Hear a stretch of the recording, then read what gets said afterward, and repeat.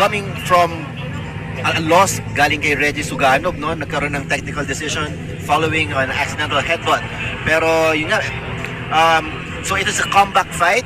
Ngayon, he needs to go back to the winning column at he needs to impress, syempre. Ikaw, coming from a loss, anong mindset na meron ka as a fighter? Siyempre, pag galing ka sa talo, kailangan mong, siyempre, unang-una, hindi ka ma-discourage. Pinaka-importante sa lahat yun. Pag na-discourage ka, wala ka ng gana mag-ensayo.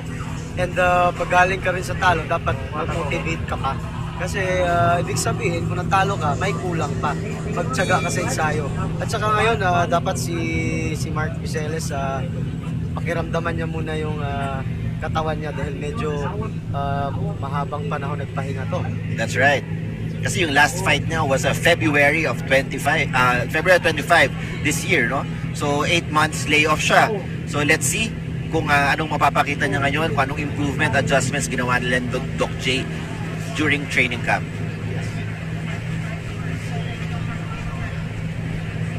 So Viseles with the black trunks at si Alapormina naman with white, red, and blue.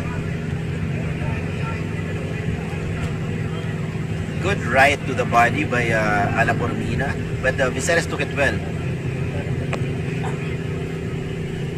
And you know, coming off from a loss, minsan maganda rin if you don't go for the knockout right away, kasi gusto mo munang makuha, want to get the rounds in. Kasi yung knockout, darating lang yan sa tamang panahon. Huwag mong pilitin, darating at darating yan.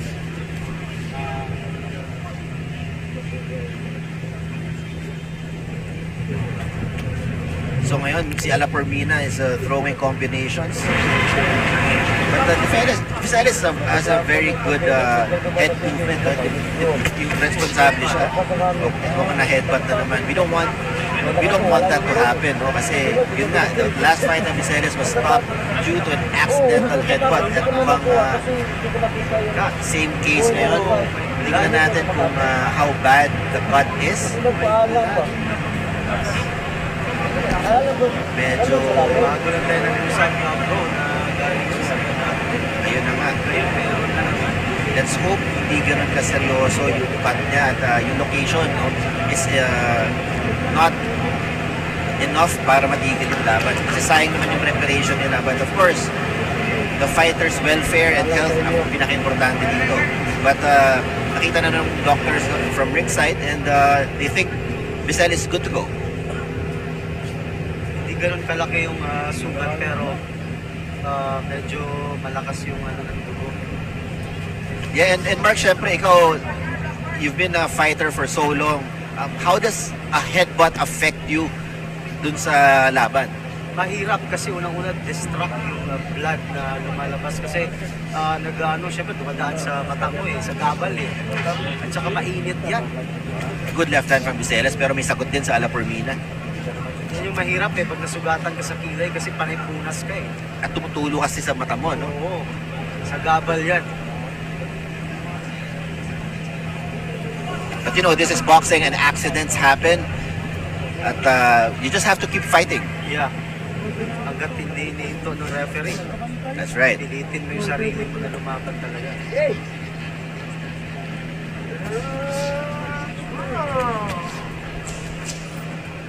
So this is just the opening round of a fight scheduled for 8 rounds.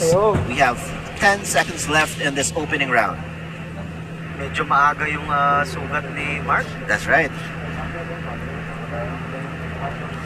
Oh, what straight!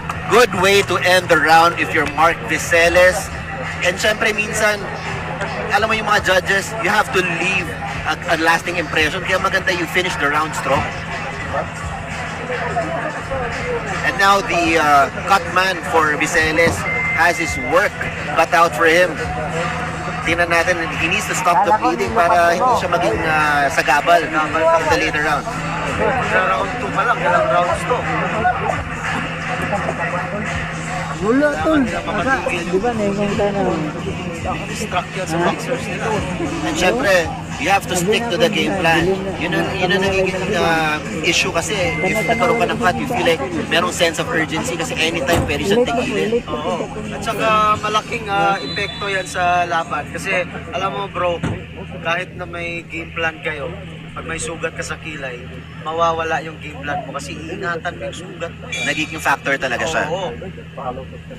So lalabas dito yung diskarte at puso ni Viseles, how he adapts dito sa sitwasyon na that he's in.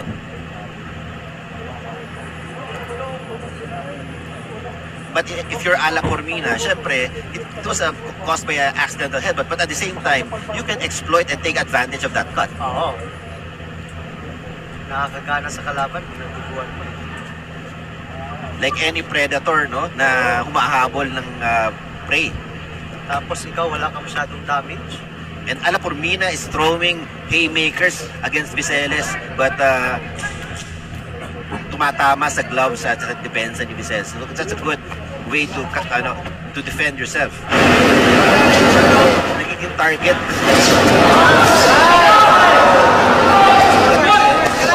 Viseles throws a beautiful series of punches against Ala Cormina.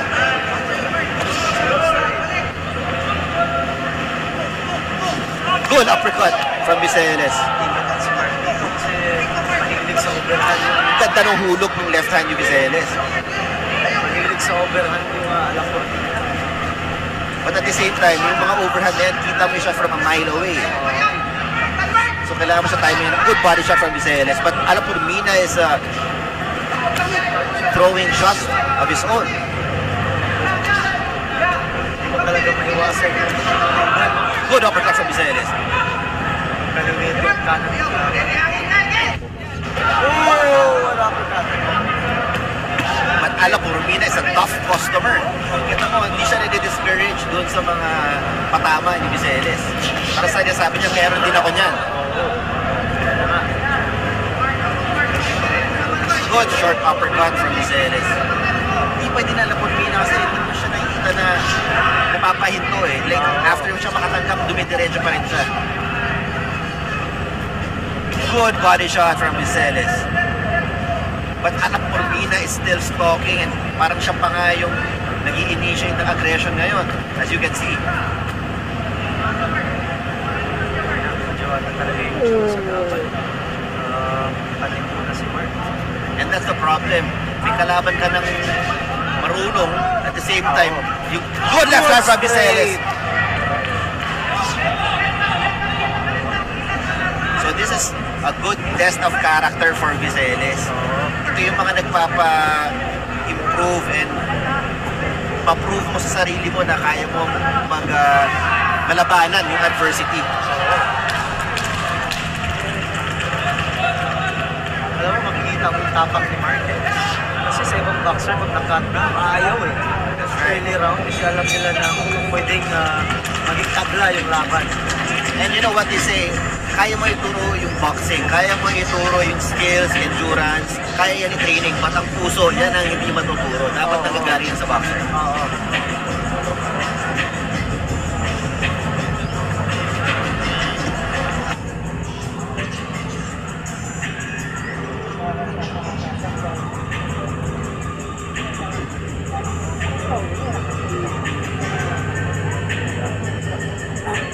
So ngayon, Mark, andito tayo ngayon.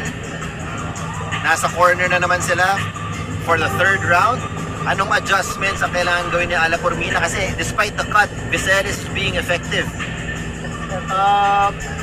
Sa akin lang, sa part ko, kung ako si Ala Cormina, kukunin ko yung advantage ko kasi alam ko na medyo distract si Mark sa cut ng kilay niya eh. Siguro ipipressure ko palalo kasi alam ko na medyo mag-iisip si Mark sa cut niya eh. Of course. But again, maaga pa to, third round pa lang. So, this is a lifetime in boxing terms. Marami kong pwede mangyari dito. Oo. Mahaba pa yung round na natitira.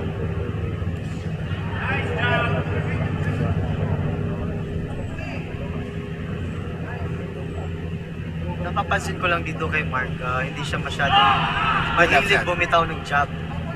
Oo, syempre, you need to set up your power punches. Kasi yung jab na yan, could be a power jab, pwede rin yan mga set-up jab. So, you have to confuse your opponent as well.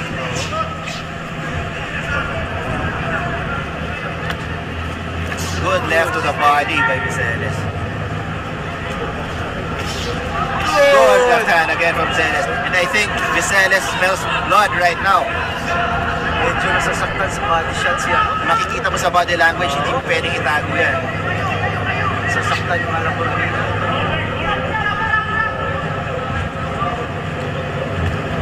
Yan yung medyo kulang kay Mark dito, no? Yung jab. That's right.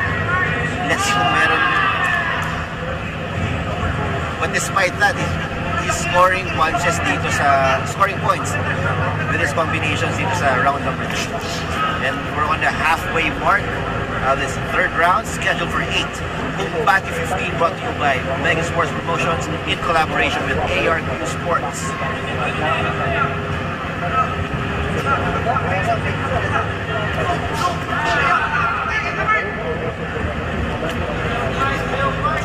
Good short left from Viseles.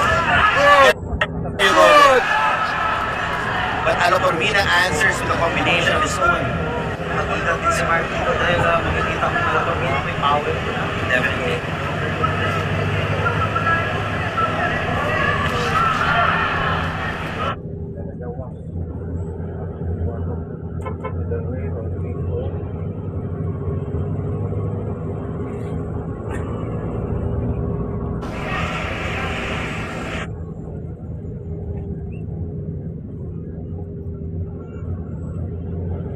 Kami niya pinababa niya. I don't know if this is funny or parang sinaset up niya yung counter shots niya to lure Viseles in.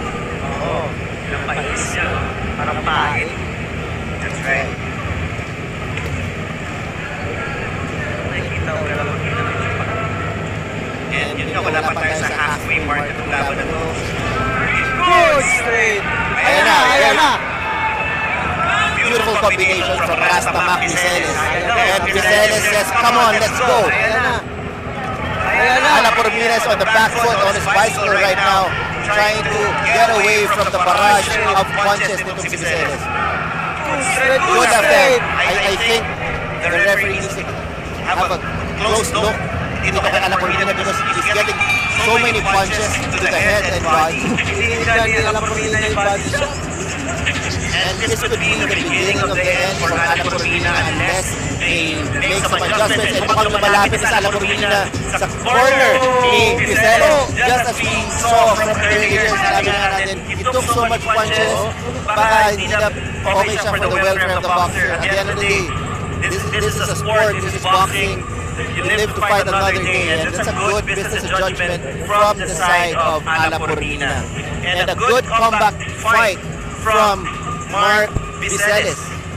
Kinakausap niya ang coach niya, masakit yung Yeah, I think, but of course, dito naman yung mga healthcare professionals ng GAB to check out yung bowels natin just to make sure that they're okay. medyo nagulat yung referee na kasi Alapormina. Nakita pa naman kasi si Viseles at sa Alapormina nagkukulita pa. And that's the beauty of boxing. This is a sport we all love, and lahat tayo dito magkakapatid, and nakikita natin yung camaraderie between Filipino boxers dito sa stage. And ito, sobrang dami na nanonood sa atin. Magandang gabi sa inyo lahat. Maayong gabi sa tanan. At sa mga, okay ba yan? At sa mga Bisaya ng Korea. Mga relatives ko sa Leyte. Maupay ng gabi sa iyong mga tanan. I hope you guys are enjoying this event brought to you by Omega Sports Promotions in collaboration with ARQ Sports. Marami pa po tayong fights coming up, but right now, we await the official announcement.